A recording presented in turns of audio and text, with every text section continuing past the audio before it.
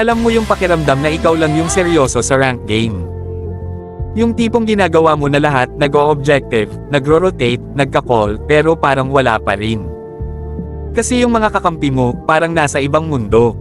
Habang ikaw, pawis na kakabuhat, sila chill lang. May nagfa-farm sa side lane kahit clash na, may nagda-dive mag-isa, at meron pang hindi marunong tumingin sa mapa. Minsan mapapatanong ka na lang rank game pa ba to o classic? Ang hirap magbuhat ng kakampi, lalo na kung walang teamwork. Kahit gaano ka kagaling, kung walang coordination, talagang mahihirapan ka. Pero ganun talaga sa ML. Hindi lahat ng laro panalo. Minsan, hindi kalaban ang problema, kakampi mo. Kaya kung ikaw yung player na laging nagbubuhat, saludo ako sa'yo. Pero tandaan mo rin, hindi mo kailangan buhatin lahat.